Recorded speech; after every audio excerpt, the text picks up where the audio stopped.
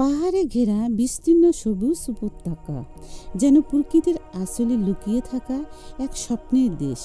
চারপাশে আকাশ ছোঁয়া উঁচু উঁচু পাহাড়, যাদের মাথা নরম মেঘের ভিতরে মিলিয়ে গেছে। পাহাড়ের ঢাল বেয়ে সাদা ঝর্ণায় নেমে এসেছে, তার মিষ্টি কলকল ধ্বনি মিশে যাচ্ছে উপত্যকার নদীর কুলকুল স্রোতের সঙ্গে। রোদ উঠলেই পাহাড়ের পাথরগুলো সোনার মতো ঝলমল করে ওঠে, আবার বাতাসে ভেসে আসে নানা রঙের ফুলের মিষ্টি সুগন্ধ। সরু পথ ধরে চলাফেরা করে গ্রামের মানুষ, বাজারে প্রতিদিন হস্তশিল্পীর হাতের কারুকাজ, বিক্রেতার সুমধুর ডাক, শিশুদের হাসি খেলা আর গ্রামবাসীর গল্প গুজব, সব মিলিয়ে প্রাণবন্ত এই জীবন। এই সুন্দর সমৃদ্ধ উপত্যকায় বাস করত সামুদ জাতি। তারা ছিল প্রাচীন আরবের একটি শক্তিশালী ও খ্যাতিমান গোত্র, যারা আদ জাতি এর পরবর্তী প্রজন্ম। আদ জাতির নবী ছিলেন হুদ আলাইহিসসালাম। আল্লাহর অবাধ্য ও অহংকারের কারণে আদ জাতি ধ্বংস হয়, আর তাদের পরবর্তী বংশধররা উত্তর পশ্চিম আরবের হিজর অঞ্চলে এসে বসতি স্থাপন করেন। এই স্থান আজও মাদাইনুস সালে নামে পরিচিত। বংশধারায় তারা ছিলেন সামুদ ইবনে আসির, ইবনে ইমর, ইবনে সাম, ইবনে নুহু আলাইহিসসালাম এর সন্তান। তারা ছিল লম্বা চওড়া দেহের অধিকারী, অসাধারণ শক্তিশালী ও প্রখর বুদ্ধিসম্পন্ন। পাহাড় কেটে প্রাসাদ, দুর্গ, রাজকীয় বাসভবন, এমনকি সুন্দর বাগান বানানো তাদের জন্য ছিল সহজ কাজ।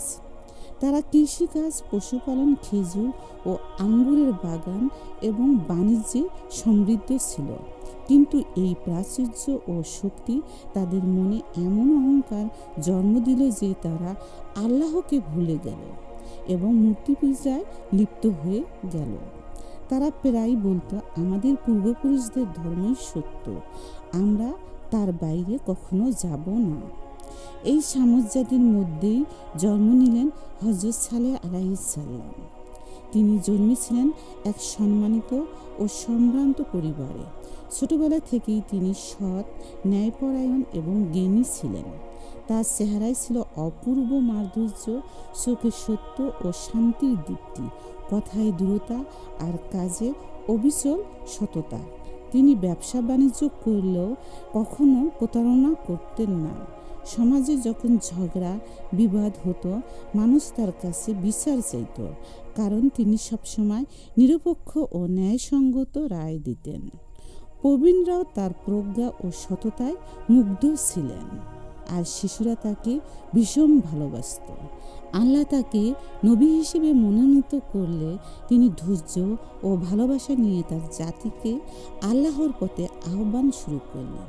তিনি মানুষকে সতর্ক করতেন যে আল্লাহ ছাড়া অন্য কারো ইবাদত করো না, কারণ তিনি আমাদের সৃষ্টি করেছেন, এই জমিনে স্থায়ী করেছেন, আমাদের ধন সম্পদ, শক্তি ও জ্ঞান দিয়েছেন। তিনি বলতেন, কৃতজ্ঞ হও এবং কেবল আল্লাহকেই উপাসনা করো।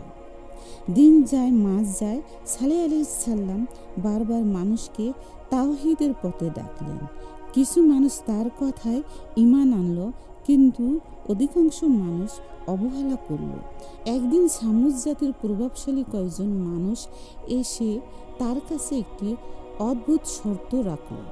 তারা পাহাড়ের দিকে ইঙ্গিত করে বললেন, আমরা তোমার কথা বিশ্বাস করব যদি তুমি এই পাহাড় থেকে একটি জীবন্ত গর্ভবতী উটনী বের করে দেখাতে পারো।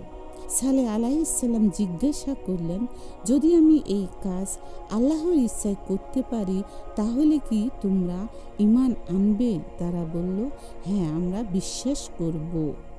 সালেহ আলাইহিসসালাম আল্লাহর কাছে দোয়া করলেন। আল্লাহ তার দোয়া কবুল করলেন।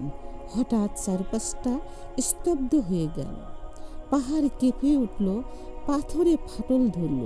সেই ফাটল ধীরে ধীরে বড় হতে লাগলো, আর সবার চোখের সামনে আল্লাহর কুদরতে বেরিয়ে এলো এক বিশাল, সুন্দর, উজ্জ্বল রঙের গর্ভবতী উটনী।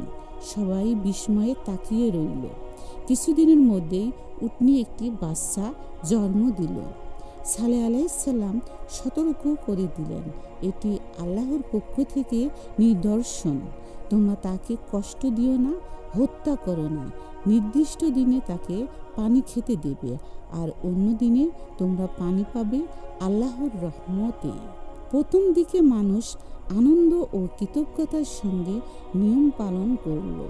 তারা দেখল উটনী শান্ত, সৌম্য ও উপকারী, আর তার বাচ্চাটি সবার মন জয় করে ফেলল। কিন্তু কিছু অহংকারী লোক মনে মনে হিংসা অনুভব করল। তারা বলল, আমরা কেন উটনির জন্য পানি ভাগ করব? কেন আমাদের এই নিয়ম মানতে হবে? তারা ধীরে ধীরে বিদ্বেষে ভরে উঠল। অবশেষে একদল দুষ্ট চক্র গোপনে পরিকল্পনা করল উটনিকে হত্যা করার জন্য। একদিন দুপুরে যখন উটনি নির্ভয়ে ঘাস খাচ্ছিল, তারা অস্ত্র নিয়ে তার দিকে এগিয়ে গেল।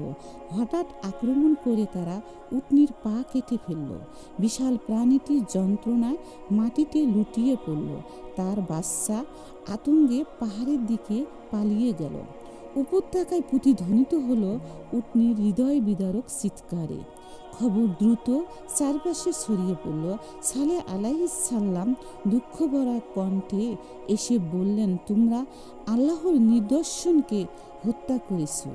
3 দিনের মধ্যে আল্লাহর পক্ষ থেকে শাস্তি আসবে। প্রথম দিন ভোরে মানুষ বিস্ময় দেখল, তাদের মুখমণ্ডল অদ্ভুত লালচে হয়ে গেছে। বাজারে কোলাহল থেমে গেছে। শিশুরা মায়ের আঁচল আঁকড়ে ধরেছে। মহিলারা আতঙ্কে একে অপরকে জড়িয়ে ধরেছে। রাতে কেউ ঘুমাতে পারল না। কেউ আল্লাহর কাছে ক্ষমা চাইছে, কেউ আবার বলছে এসব কাকতালীয়। আবার দ্বিতীয় দিনের সকাল এলো, আর সবার মুখ কয়লার মতো কালো হয়ে গেল। আতঙ্কে মানুষ কাঁপছে। অনেকেই সালেহ আলাইহিসসালামের কাছে দোয়া চাইছে, কিন্তু তিনি বললেন, এখন আল্লাহর হুকুমের সময় এসে গেছে। রাত নামতেই আকাশে অদ্ভুত আলো ছড়িয়ে পড়ল। পাহাড়ের গভীর থেকে গর্জন উঠল। আবার দ্বিতীয় দিনের সকাল ফোটার আগেই উপত্যকা নিস্তব্ধ হয়ে গেল। সূর্য উঠতেই মানুষের মুখ মলিন হলুদে রূপ নিল। এবার আর কারো সন্দেহ রইল না, ধ্বংস এসে গেছে। দুপুরের পর আকাশটা কালো মেঘে ঢেকে গেল। বজ্রপাতের আলো চোখ ধাঁধিয়ে দিল। পাহাড় কেঁপে উঠল। মাটি প্রচণ্ড ভূমিকম্পে কাঁপতে লাগলো। ঘরবাড়ি দেওয়াল ফেটে গেল। প্রাসাদ ভেঙে পড়ল। মানুষ দৌড়াতে লাগলো। কেউ সন্তানকে বুকে চেপে ধরল, কেউ চিৎকার করা শুরু করলো, কিন্তু কেউ রক্ষা পেল না। মুহূর্তের মধ্যে সামুদ জাতি ধ্বংস হয়ে গেল। ধুলো আর ধ্বংস স্তূপের মাঝে নিস্তব্ধ হয়ে দাঁড়িয়েছিলেন সালেহ আলাইহিসসালাম এবং কয়েকজন মুমিন ইমানদার। চারিপাশে ছড়িয়ে আছে ভাঙ্গা প্রাসাদের ধুলো, নীরব মৃতদেহ, আর পাহাড়ের গায়ে প্রতিধ্বনিত হচ্ছে সেই ভয়ঙ্কর মুহূর্তের গর্জন।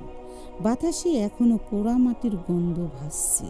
আকাশে মেঘ ধীরে ধীরে সরে গিয়ে ফাঁকা নীলচে রং দেখা দিচ্ছে, কিন্তু চারপাশে জীবনের কোনো চিহ্ন নেই। এক সময়ের বিলাসবহুল প্রাসাদ ও দুর্গ আজ ধুলোয় মিশে গেছে। সালেহ আলাইহিসসালাম দুঃখ ভরা কণ্ঠে বললেন, হে আমার জাতি, আমি তোমাদের কল্যাণ চেয়েছিলাম, সতর্ক করেছিলাম, কিন্তু তোমরা আমার কথা গ্রহণ করনি। তিনি পিছন ফিরে চলে গেলেন, আর আল হিজরের সেই হাসি আনন্দময় উপত্যকা চিরতরে নিস্তব্ধ হয়ে রইল।